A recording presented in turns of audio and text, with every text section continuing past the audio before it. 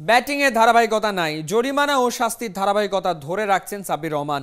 নতুন পুরনো অভিযোগ আমলে নিয়ে 6 মাস আন্তর্জাতিক ক্রিকেট থেকে নিষিদ্ধ করে শাস্তি বহালের অনুমতির জন্য বিসিবি সভাপতির কাছে ফাইল পাঠিয়েছে ডিসিপ্লিনারি কমিটি।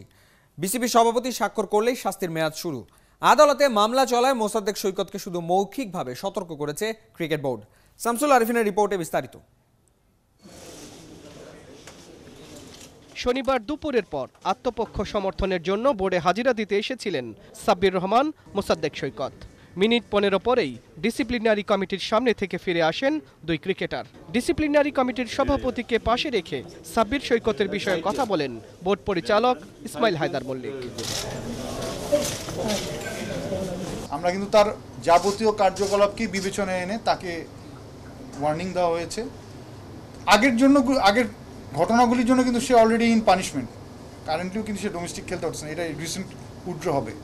সো নতুন করে যে তার যে পানিশমেন্টটা আসলো সেটা হলো 6 মাসের জন্য সে আন্তর্জাতিক ক্রিকেট থেকে সাসপেনশন, সেটাও কিন্তু অ্যাপ্লিকেবল হবে। আমরা হয়তো আজকে বোর্ড প্রেসিডেন্ট বরাবর আমাদের রিপোর্টটা পাঠিয়ে দিব, হয়তো উনি অনুমোদন দিলে কালকের থেকে এটা অ্যাপ্লিকেবল হবে। তার যে অন্যান্য কার্যকলাপগুলি আপনারা জানেন, ওগুলি নিয়ে তার সাথে বিস্তারিত আলাপ হয়েছে, তাকে সাবধান করা হয়েছে। সে ওগুলির ব্যাপারে কিছু কিছু স্বীকারোক্তি দিয়েছে। কেউ রেকটিফাই করে নিজেকে, কেউ করে না।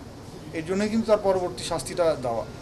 রেকটিফাই না করলে এর থেকে বড় শাস্তি অবশ্যই তার জন্য আছে। পারিবারিক মামলার বিষয়টি মাথায় রেখে আপাতত মৌখিকভাবে সতর্ক করা হয়েছে মোসাদ্দেক সৈকতকে। মোসাদ্দেকের ক্ষেত্রে ওকে ওয়ার্নিং দেওয়া হয়েছে, ফিউচারে ওর কার্যকলাপ বা চলাফেরা বা যেটা নিয়েই হোক, ও যেন একটু সাবধানতা অবলম্বন করে চলে। এবং যেহেতু ওর কেসটা আমরা দেখেছি এটা পারিবারিক কেস, কোর্টের সিদ্ধান্ত নেওয়া পর্যন্ত আমরা কোনো সিদ্ধান্ত নেব না।